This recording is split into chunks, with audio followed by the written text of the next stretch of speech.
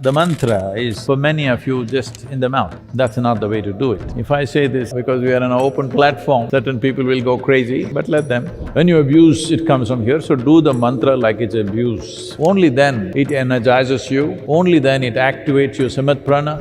When you say Shambho, you must say it like it's the last thing you want to say in your life. You will start sweating from certain parts of the body if you do it intensely. I'm hearing the yoga chant.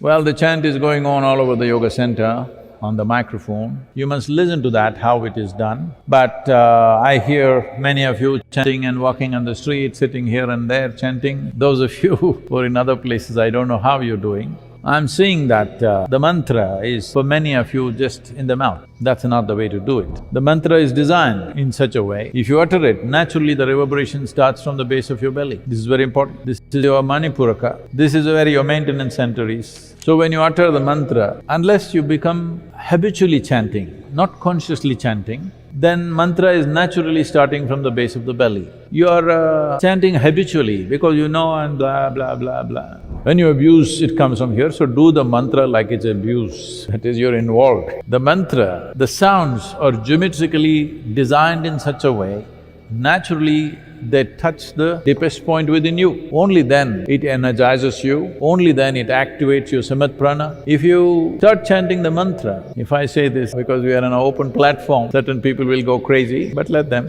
You will see that you will start sweating from certain parts of the body. I'm stressing on this. You will start sweating from certain parts of the body if you do it intensely. And that's important, you must notice that. Rest of the body which may be sweating because of the atmospheric temperatures. Whichever way, if you chant for 10-15 minutes, you must… your clothes at least must be wet to some extent in this weather. Otherwise, you must perspire a little bit. If the weather is cool, you must have little perspiration going somewhere in your system. That'll naturally happen. So please be conscious of this when you chant the mantra. We will do it right now. So when you utter the mantra, it's important that it comes from your Manipura or deeper down. At least the last part of it, when you say Shambho, you must say it like it's the last thing you want to say in your life. You want to throw out everything. This is the last thing you're going to do. That's how you must say it. This culture, man, woman, child, God, cow, donkey, every one of them have a lesson for us. Namaskaram everyone. Mantras are one of the most misunderstood aspects of yoga. Sadhguru explains how a mantra is not just a sound that you utter, but something that you strive to become. The Yoga Yoga Yogeshwaraya chant by Sadhguru is an acknowledgement of unparalleled contribution of Shiva, the first yogi, to humanity. Shiva has numerous forms that encompass every possible quality that the human mind can perceive and beyond. Among all these, there are 5 forms that are considered fundamental: Yogeshwara, Bhuteshwara, Kaleshwara, Sarveshwara and Shambho. Let's explore the powerful chant designed by Sadhguru. Yoga Yoga Yogeshwaraya, Bhuta Bhuta Bhuteshwaraya, Kala Kala Kaleshwaraya, Shiva Shiva Sarveshwaraya, Shambho Shambho Mahadevaya. And this Yoga Yoga Yogeshwaraya chant is consecrated by Sadhguru. Towards the end of this video, we have included a guided version of the mantra chanted by Sadhguru himself. The practice of this chant generates Ushna or heat in the system and can be beneficial to boost one's immune system. Mantras could be an extremely good preparatory step. Just one mantra can do such tremendous things to people. Mantra means a sound, a certain utterance or a syllable.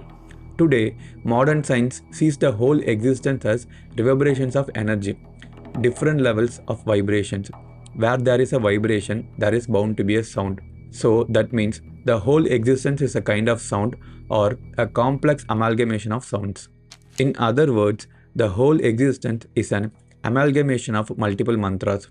Of these, a few mantras or a few sounds have been identified, which could be like keys if you use them in a certain way.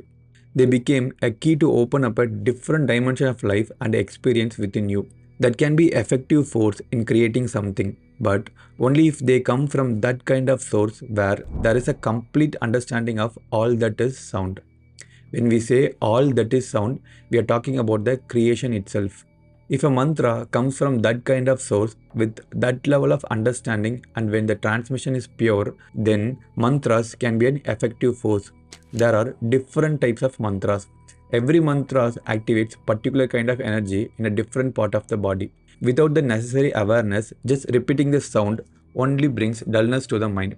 Any repetition of the sound always makes your mind dull, but when it is done with proper awareness, with the exact understanding of what it is, a mantra could be a very powerful means. As a science, it is a very powerful dimension.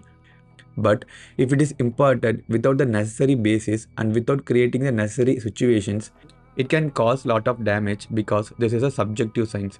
When you utter a sound, a form is being created. There is a whole science of using sounds in a particular way so that it creates the right kind of form. We can create powerful forms by uttering sounds in certain arrangements. This is known as Nada Yoga, the yoga of sound. If you have mastery over the sound, you also have mastery over the form that is attached to it. Shiva has numerous forms that encompass every possible quality that the human mind can and cannot imagine.